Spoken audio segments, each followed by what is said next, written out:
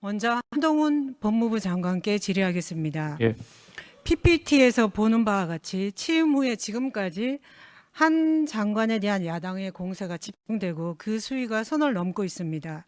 전 비대위원장, 원내대표, 최고위원 등 지도부는 물론이고 개별 의원들도 공세에 동참하고 있고 매우 조직적이라 보여집니다. 많은 국민이 청문회 때부터 지켜봤듯이 법적 논리로는 당해낼 수 없자 태도를 문제 삼아 마치 분풀이 하듯이 최근에는 구체적인 내용이나 근거도 없이 탄핵까지 언급하고 있습니다. 집단적 히스테리를 분출한다는 느낌마저 지울 수 없습니다.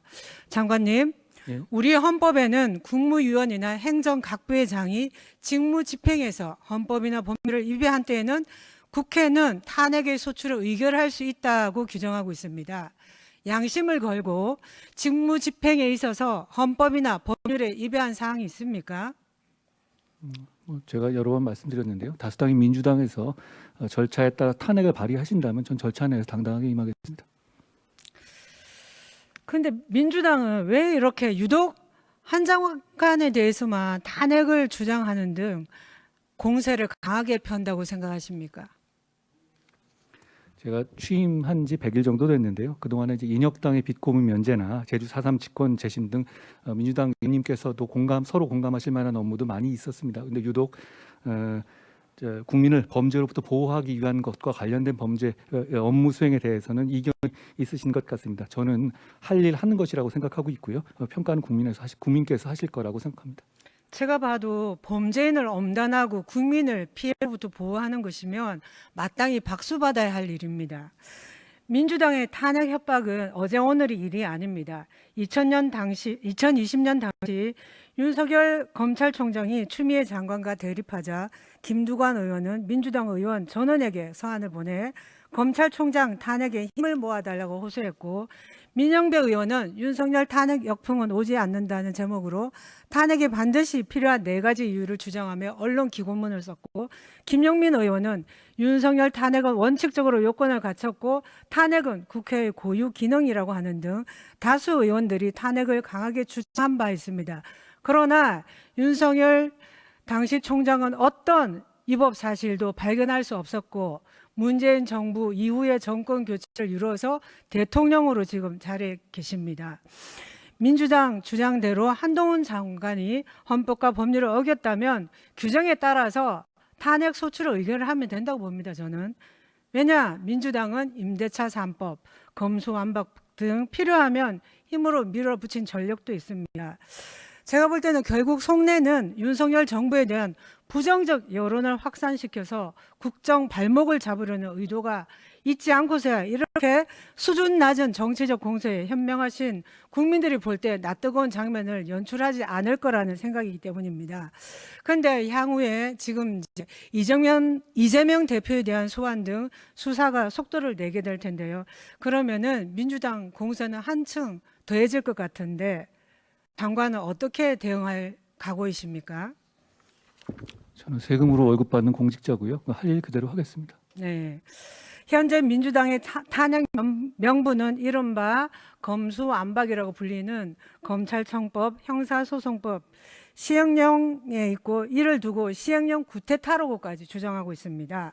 검찰청법 4조 1항 1호 단서에 보면은 검사 수사 개시 범위에 대해서 규정하고 있는데, 부패 범죄, 경제 범죄 등 대통령령으로 정하는 중요 범죄라고 되어 있습니다.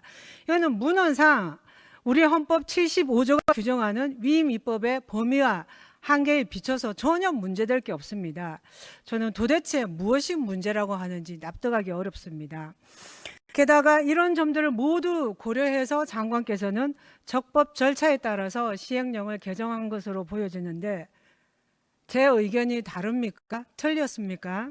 아닙니다. 부정부패에 대한 대응 약화와 수사 지연 등의 국민 피해를 법률의 위임 내에서 시행령 개정을 통해서 보완하려 노력하는 것뿐입니다. 네. 게다가 해당 조항은 검수완박 법안 강행 처리 당시 민주당 스스로 부패 범죄, 경제 범죄 중에서 등으로 바꾸는 수정안을 본회의에 올려서 의결한 것으로 그 의미를 혼동했다고 보기 어렵습니다. 특히나 당시에 법사위원이었던 민주당의 이수진 의원의 페이스북 글을 보더라도 무엇 등으로 했을 때 무엇 말고도 다른 것도 정할 수 있게 된다고 적혀 있고 향후 어떻게 전개될 수 있다는 걸 충분히 감안하고 있는 것으로 보여집니다.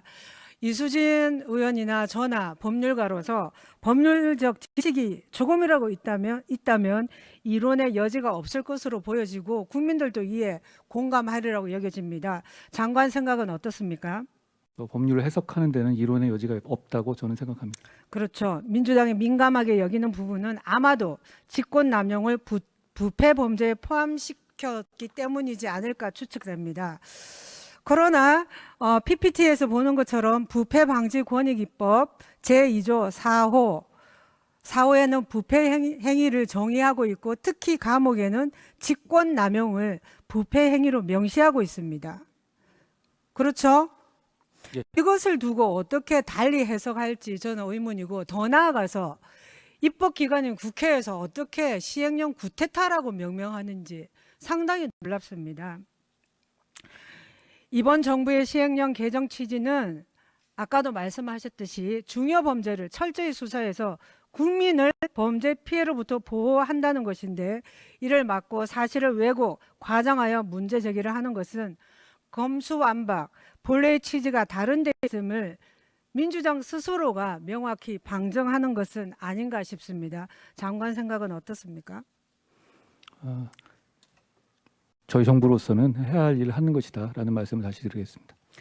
그리고 입법 패싱, 국회 무시를 주장하지만 문재인 정부에서 국회 입법을 거치지 않고 공포된 시행령이 4,602건입니다. 전 정부와 비교해도 1,000건가량 급증했습니다. 실제 폐쇄되거나 운영이 중단된 원전에 대한 손실을 전력기금으로 보상하도록 시행령을 개정했습니다. 당초 기금 목적은 안정적인 전력 공급을 위한 인프라 구축에 있는데 탈원전 책임 비용 개정이라는 비판에 직면했습니다. 심지어 조국 전 장관 취임 직후 열린 첫 당정협의에서 민주당 법사위원들에게 법 개정 없이 추진이 필요한 검찰개혁 과제들을 발굴해서 불가역적이고 신속하게 추진한다고 보고하기도 했습니다. 국회 패싱을 대놓고 공언한 거 아닙니까? 이런 점들을 감안할 때 민주당의 주장은 전혀 설득력이 없습니다.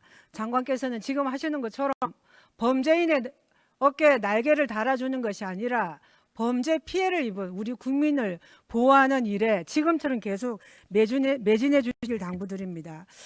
그다음 최근에 우리는 아동 성범죄자 김근식이 형기를 마치고 다음 달 17일 출소 예정이어서 국민들이 상당히 불안합니다. 김근식은 2000년에 미성년자 성폭행 혐의로 복역했다가 출소한 지 불과 16일 만에 또 5살, 9살 아이에게 성범죄를 저질렀고 2006년 인천과 경기도 일대에서 11명의 미성년자에게 성폭행한 혐의로 15년을 징역형을 살다가 이제 나올 예정인데요.